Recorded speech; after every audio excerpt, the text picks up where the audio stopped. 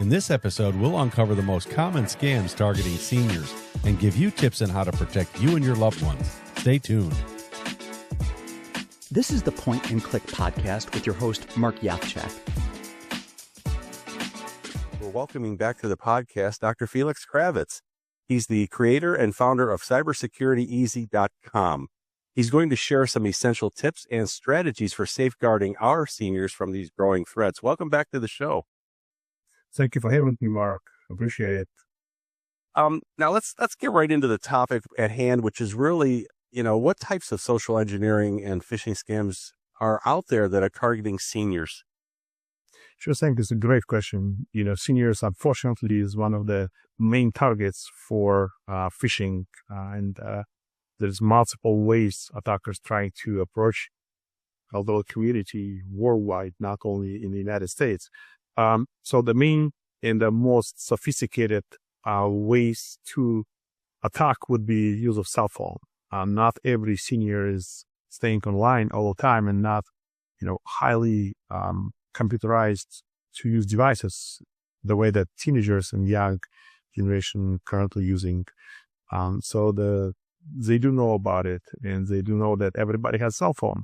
And nowadays, almost every cell phone is smartphone. So in addition to calling and having, pretending to be someone from bank or from social security office or from a government agency, they're also texting.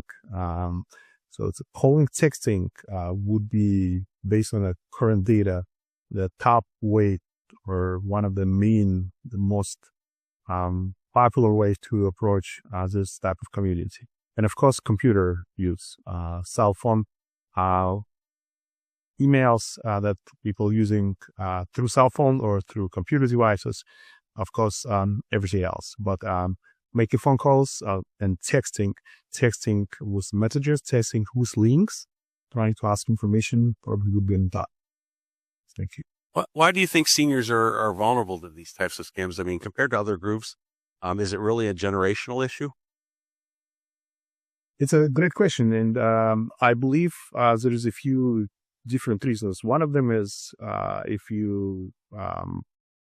we think about savings that majority of seniors have, at this time when people retiring, when then they work the entire life and had also savings in the banking system, investment funds, in 401k, you call it, it's for attackers, that is one of the main objectives.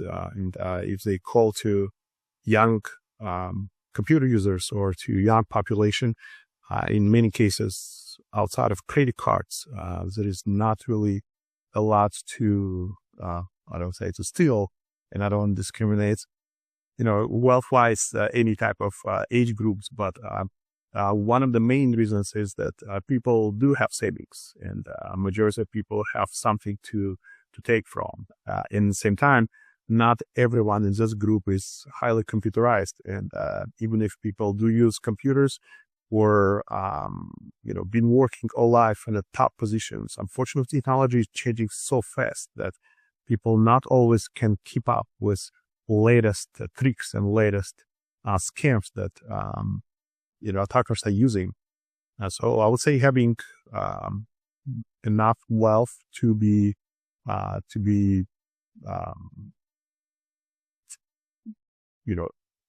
subject of interest by attackers, and also not always knowing all those details about scams and how technology in general probably make them the most vulnerable. Tell me a little bit about what a person should look for if they think a senior might be falling victim to some of these scams. I mean, what would be a standout to you that would say, oh my goodness, we better look into this a little more carefully? Sure. And again, it's a common language. I will be probably repeating dozens of other people in the cyber safety field, but having a zero trust approach probably would be the best way to look into this.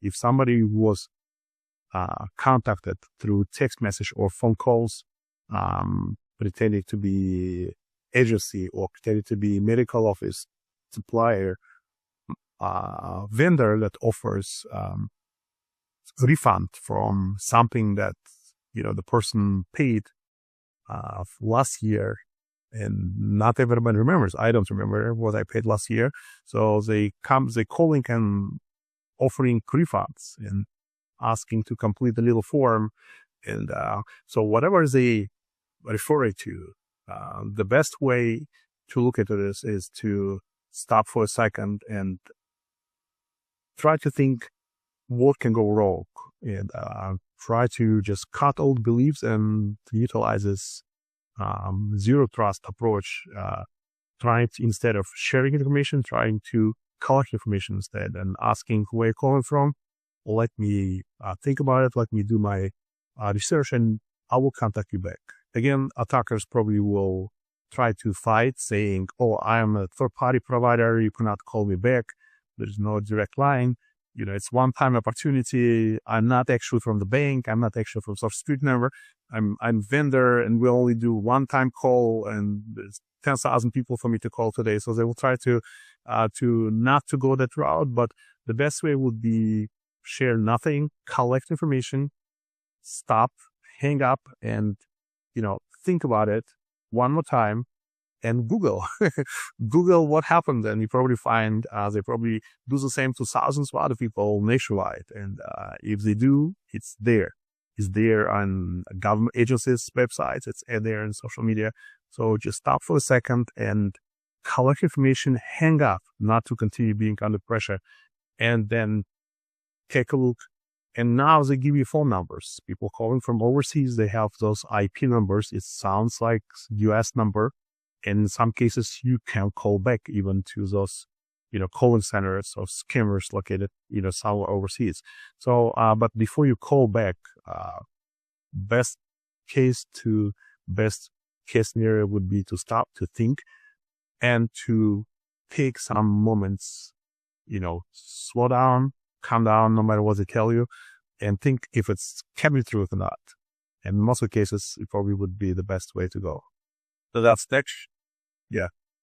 your advice then, to say that if a senior feels that, oh my goodness, this is kind of strange, I got a suspicious call or an email or message, I'm a little feeling I'm uncertain or I'm uncomfortable about it, your advice would be then just hang up the call, or just set the email aside, or listen to the message, and maybe a loved one or a family member listen to it with them and say, hey, I'm a little worried about this. I'm not sure if this is legit or not. What do you think?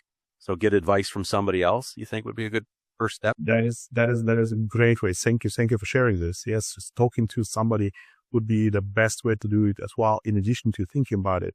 And in many cases, people pretend to be the family members, and before, and not even seniors, the young folks, everybody, if you get a phone call from a loved one saying, "Oh, I was arrested," or I'm captured by someone, or I'm in jail, and that is the attorney's number, or whatever. It's people getting stressed out, try to jump the gun to help. In many cases, it might be AI generated voice cloning, and always they tell you somebody, my phone is not working, or my phone is taken by somebody who's capturing me, or by authorities, and I'm calling from somebody else's number, or it's stolen, or not working, and please help. So in many cases, we immediately try to help, and it's a natural psychological way that we operate, especially when it's related to family members. And and this is how they operate. They do the same things. They try to figure out our vulnerabilities and try to figure out how the normal human person would do and would think in this type of situation, and try to put us in that type of situation so they would make a payment or share financial data.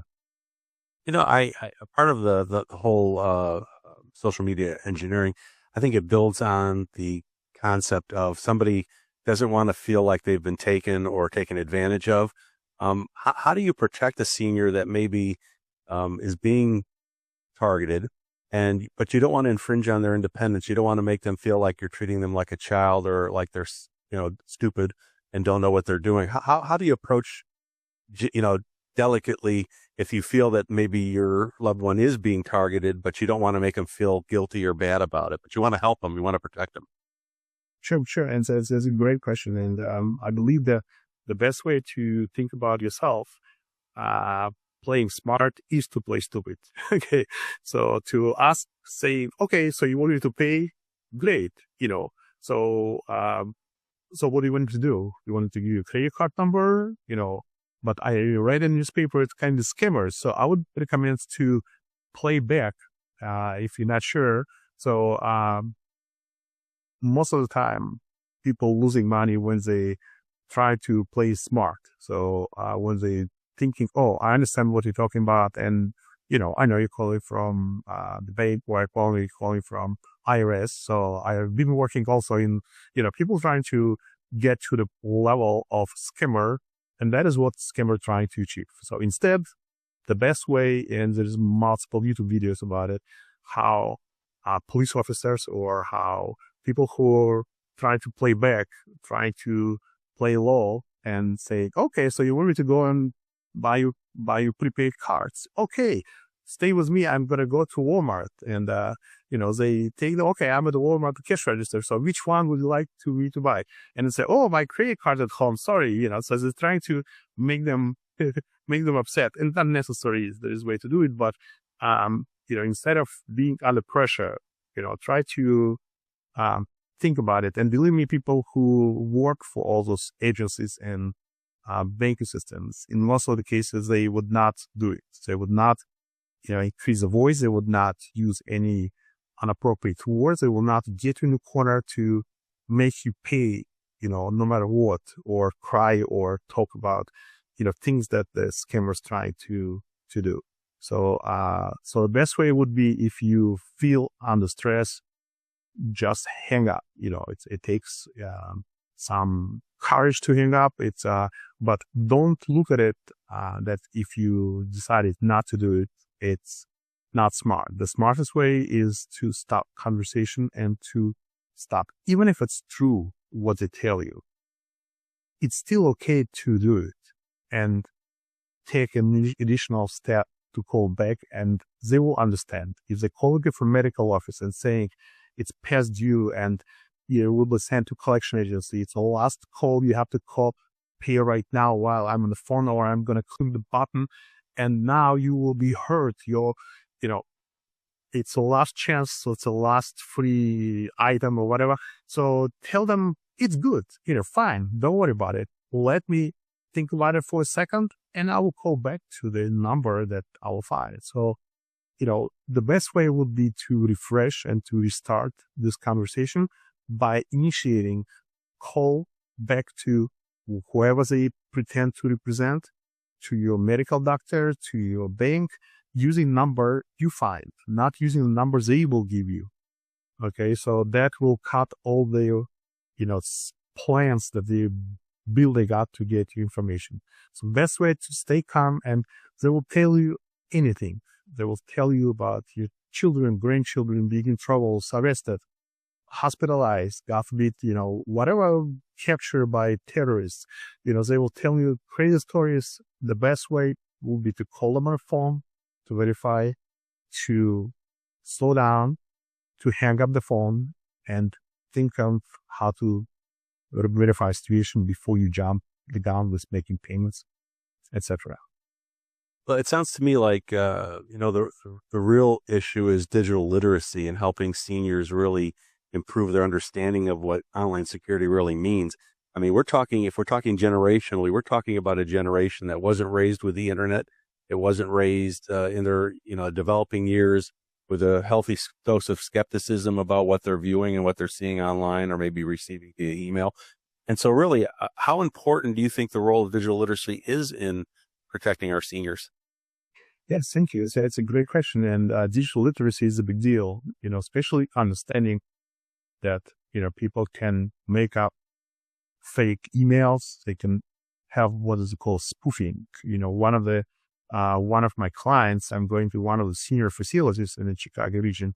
So we had a whole seminar related to spoofing. I was explaining that when you look at a caller ID and people say, oh, the caller ID shows the bank and this is my bank and this is why I'm talking to them. And in today's world, caller ID can show you anything, whatever the scammers will want it to show. So spoofing numbers, simple technology available to every scammer can, make a phone call coming from your loved ones or from the bank system, from government agency. And so receiving those phone calls, understanding technology, voice calling is a big deal. And, when they're calling to the family member and picking up the voice sample, basically asking if people selling the house or if they would like to donate money to local,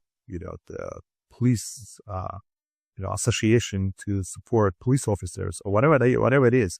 And you say just a few words, your voice will be recorded. It can generate any type of conversation using your voice. And with the deep fakes, they can have the full, even video conference nowadays using the image and make you talk and having avatar with you walking and talking and like the way that we have conversation with you, Mark, I can be completely fake, person with the image generated by AI answering all those questions. So nowadays you cannot trust not even text message or phone call. You cannot trust even 45 or 60 minutes, video clip. And, one of the main scams is Hollywood stars that, showing on YouTube and other video, social media channels where they talking about investing their own money or referring people to paying $2,000 to buy, cryptocurrency or to buy some type of real estate in another country. So it's all fake. And they look real. I mean, people recognize them through movies and they love those, actors or actresses. They know them. They still truly believe. So it's they can generate the whole thing, and same with from politicians and, everyone else. So I have to really be careful with trust. So trust is the biggest thing. And, talk about being stupid or smart. The smartest way is just hang up and cause this trust at a time when you target it. Take notes. You can be nice. You can use nice words. You don't have to tell them bad stuff. And, just say thank you for letting me know. And I'm going to hang up right now. And no matter what they will keep telling you, just stop the conversation. Do not respond. And before we go to the next question, I just want to say, talking about texting, one of the main things when you receive the text message will say, would like to donate $20, and you can say yes or no, or would like to, give money to, someone, and you say yes or no. And last link will say unsubscribe or do not stop. And if you click on stop, it's as dangerous as if you click to make a payment, because it will also lead you to the malicious website. It might download malware on your cell phone. It will tell to those people that you are active number, that you're listening. Even if you say, oh, stop, don't text me anymore. You still tell them, oh, I'm here, I'm listening. So you can try again using different incoming number. You can offer me things later. So by trying to block them, so the best way would be not to respond, not to pay, of course, not to, and if your heart is good and you want to give those $10 to police officer association or to, political campaign or to, in a place where there's a war, hey, make your own research. Go to Google, look for legitimate organization and check them before you give the money, even to those scams. But if they call you or try to do it, in most of the cases, it will be scam. So after all of that, we've done all our due diligence. We've tried our best to dissuade our loved ones from doing it. And the worst case scenario happens and our loved one is possibly a victim of a scam. Maybe they provided sensitive information or personal information to a scammer. What should they do, or what should you do to help them at that point? Yeah, it's a very, very good question. And so the best way would be to calm down. So first thing is to unplug your computer. So if you click on something and if you do not know what happened next, the best way would be to unplug computer. to unplug the computer and try to run, the scans, antivirus scan or malware, anti-malware scans. So before you, continue anything, if you're talking about, clicking on anything on the computer itself, in many cases, computer might be infected, and people call you saying, "I'm calling from Microsoft, from Windows. You have to upgrade your Windows right now. Please go to the computer, go to this website." And, the big companies do not call. You probably did not give them a phone number. But if you did share it, if you downloaded something, or if you enter information with your credit card or debit card, if you shared your social security number, the best way would be to Google at that time what to do next. My 2 cents would be to contact one of the 3 credit agencies that we have, and you can find them on the internet. Each one of them has 800 number to call, or you can complete the form online saying that my information was exposed to scammers. So most of them will give you, I believe, 6 months of freeze on your credit report. So that probably would be one of the things to do. If you did share the credit card or debit card, the first thing to do would be, outside of unplugging the computer, if you use the computer, would be to call to the bank and tell to the bank that you shared the debit or credit card information with possibly scammers. So they would put a freeze on this card. And if transaction, might be still in progress, they would be able to reverse it. So you will not lose money. So calling bank that that issued the debit or credit card, or where you have account number that you shared with someone online, probably would be first step to do. Make sure you call to the bank, and after you put a freeze, additionally, if you did share the social security number or date of birth, would be to put freeze on your credit score. There is a few other steps that you can find online on putting additional layers of safety, in terms of what exactly happens. But those 2 are probably the main ones.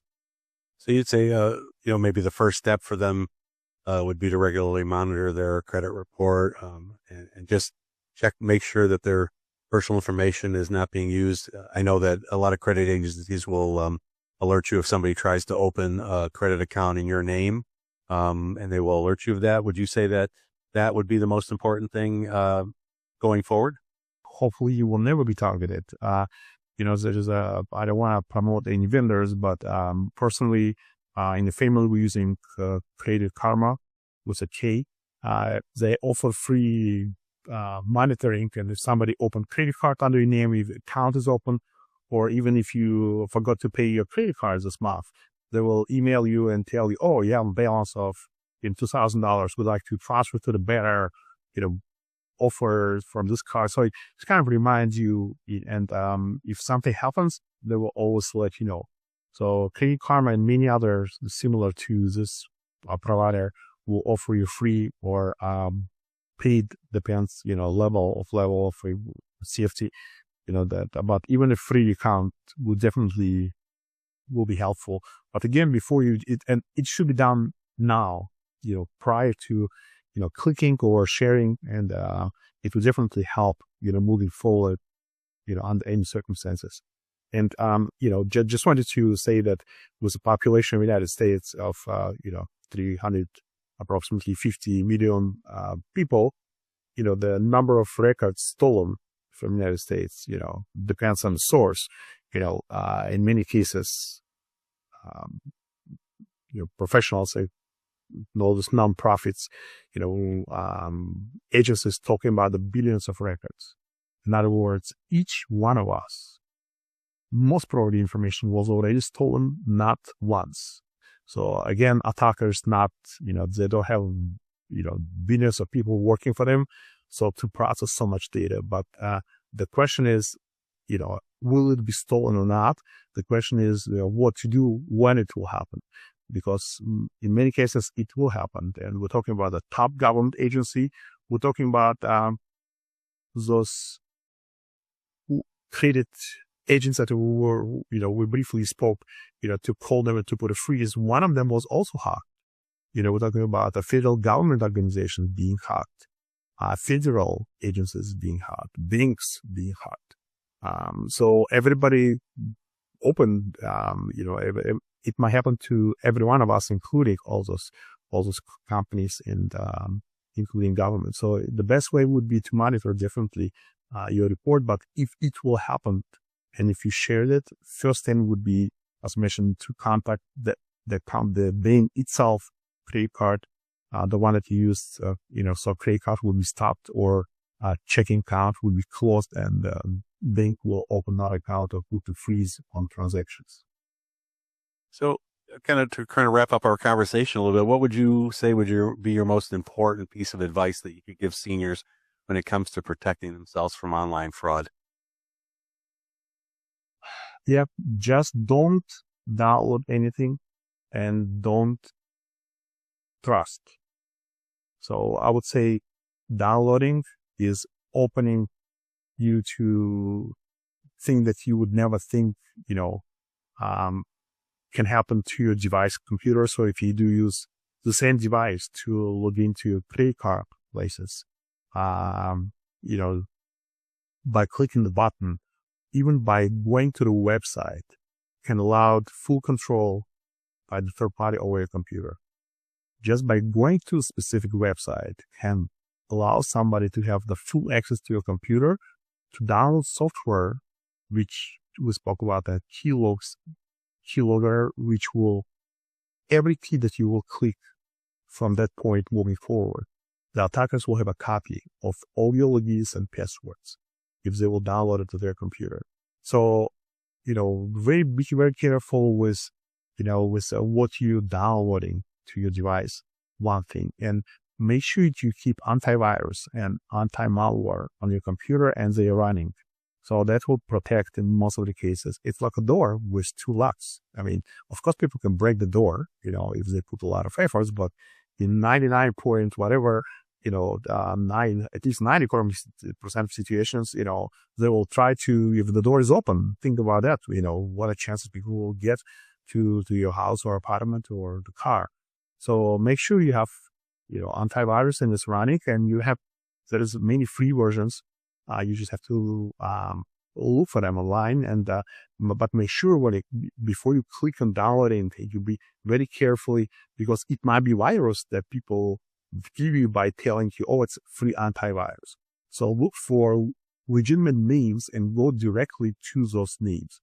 So if you know there is a last free antivirus and you read about them, subscribe and read a little bit about what happens to you. Be familiar with names, and and you will find those big companies that there you will find their websites, and you check on those websites for free version or for paid version, but make sure you got one or another and it's running.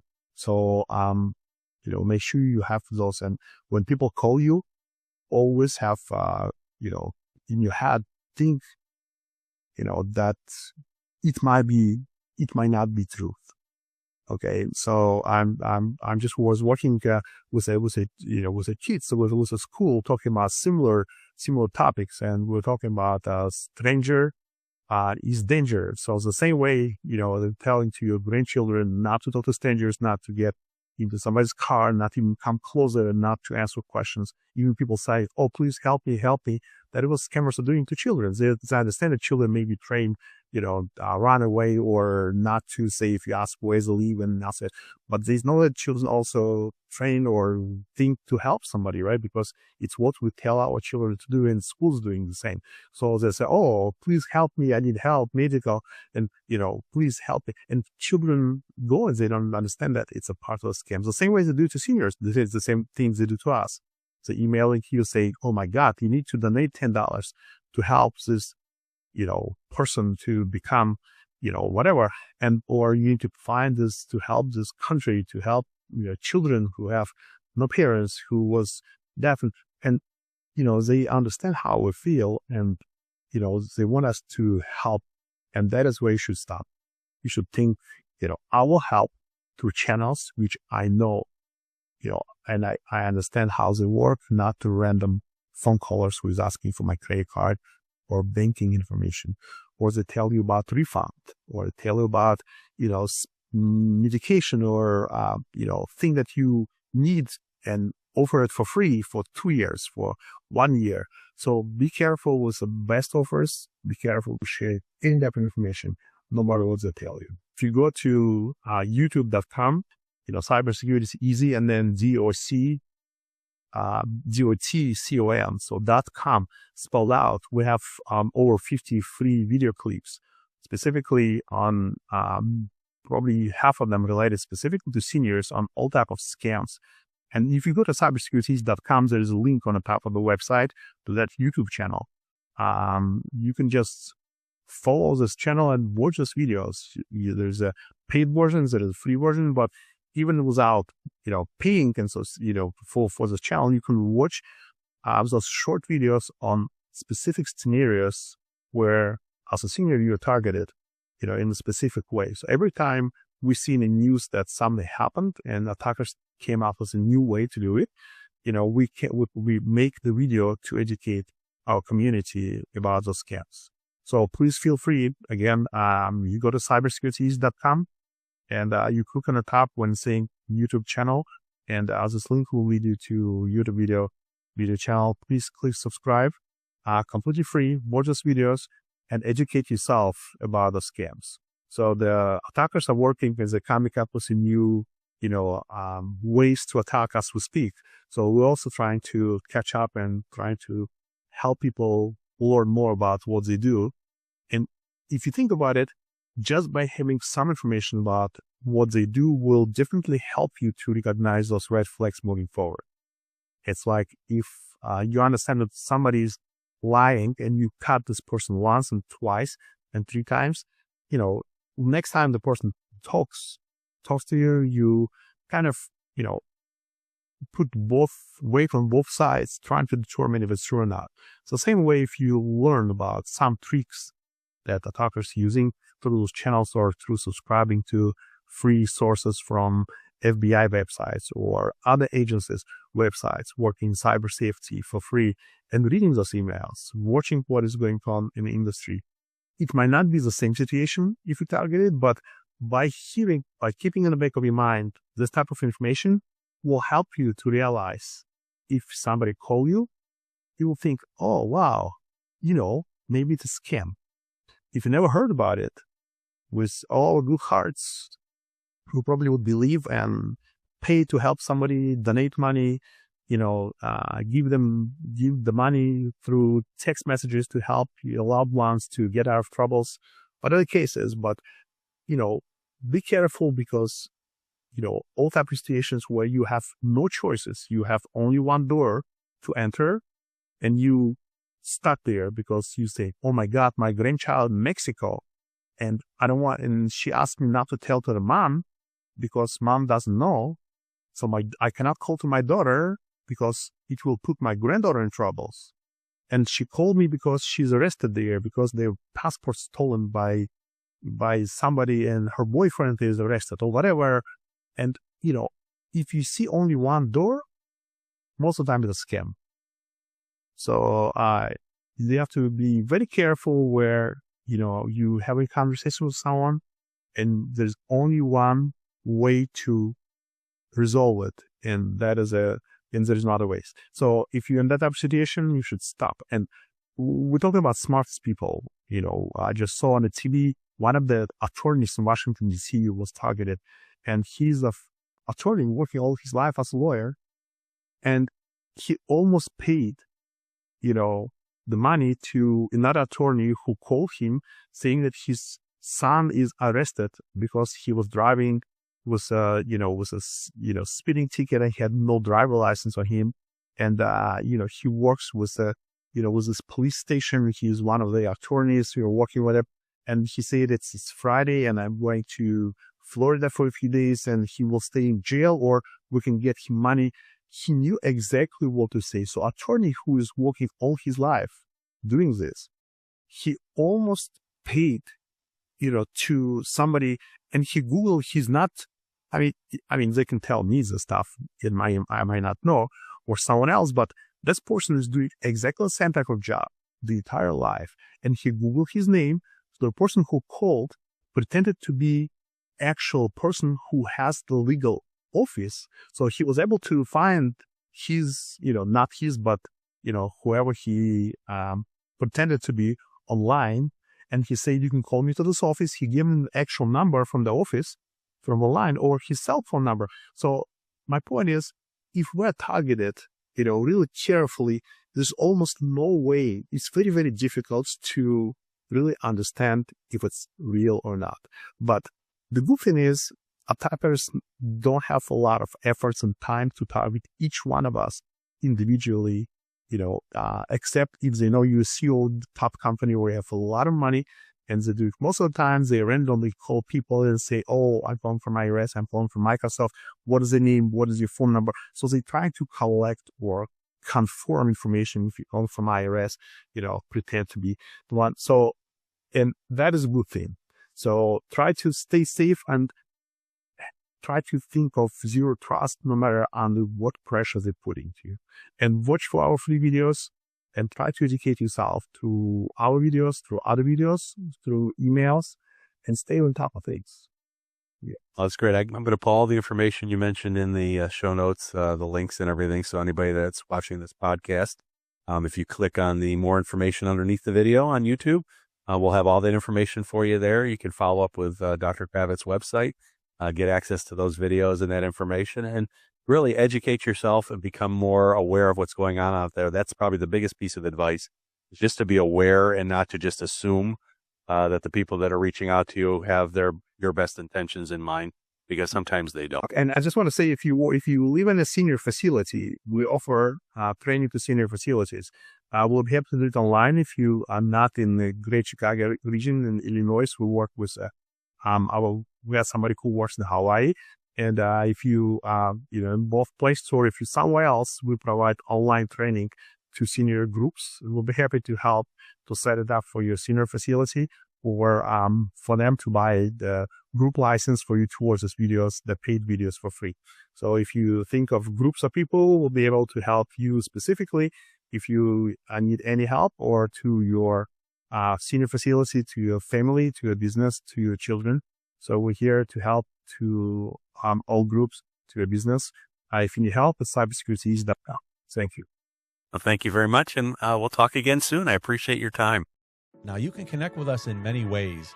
We're on Blue Sky, Facebook, Instagram, and you can watch video versions of the podcast on YouTube. You can also check out our website. It's at pointandclick-podcast.com. Now, don't forget to hit the subscribe button so you'll never miss an upcoming episode. Thanks for watching, and I'll see you next time.